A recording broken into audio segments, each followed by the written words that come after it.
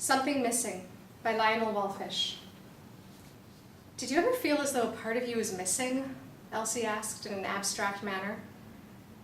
What do you mean? Dr. Glassner responded, adjusting her horn-rimmed glasses. I mean that sometimes I feel unfinished. I can't quite explain it. How long have you been feeling this way? I don't really know. I think I've always felt it. And the feeling became stronger after I left West Virginia, after I married Terrence in 1988.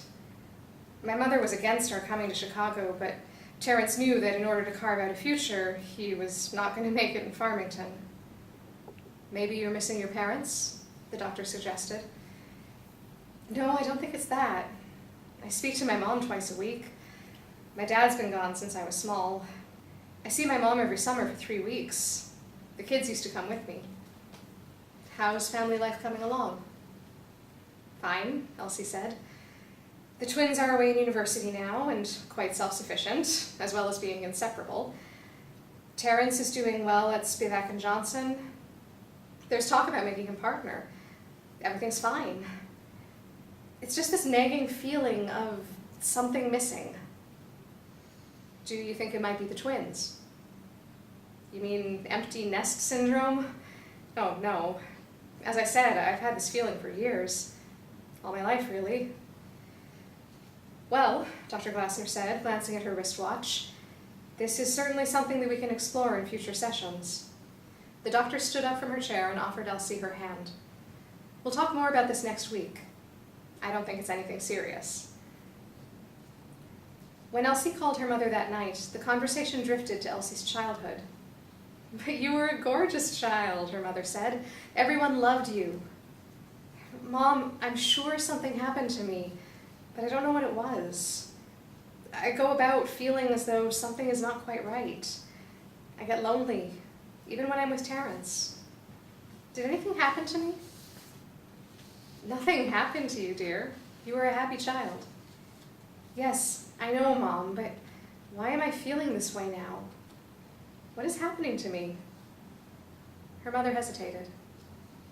You must be missing the twins. I'm sure that I'm not missing the twins. Mom, what happened to me? Elsie, her mother said, maybe you should come home for a few days. Chicago is my home, Mom. Why can't you talk about this to me on the phone? Can you leave Terrence for a weekend? What is it, Mom? Come home, dear. Sitting across from her mother in the old farm-style home that her parents had bought shortly after their marriage, both women looked intently at each other. I was giving birth, her mother said, her eyes glazing over. Old Mrs. Brenner was assisting me in the bedroom. Your father was sitting in the kitchen, awaiting any instructions that might be given him. Suddenly, there was a terrible explosion that literally rocked the house. The earth trembled around us. Dishes fell from the plate rail in the dining room, crashing and breaking on the floor. It was early morning, about 5 o'clock. The terrible coal mining explosion, Elsie said. Not far from here. Yes, Mom, I heard those awful stories when I was growing up. It happened on the day of my birth. There were 2 of you, Elsie's mother continued. You came first. Then a boy. He didn't come out properly. It was twisted and ugly, with the baby cord choking his neck and mouth. Your father was beside himself. After Mrs. Brenner cut the cord, I begged him to take it to the hospital, but he said there wasn't time. He had to get to his friends at the coal mine. He took the tiny thing, wrapped it in his leather jacket, and filled the pockets with stones. Oh, Mom, Elsie cried out. Mrs. Brenner watched it from the window. What did he do? She said she wouldn't tell a soul. Mom, what did Dad do? The well in the back field. Your father sealed it up the next day. Layers and layers of wood planks. Told everybody it had run dry and he didn't want little children playing around an empty well.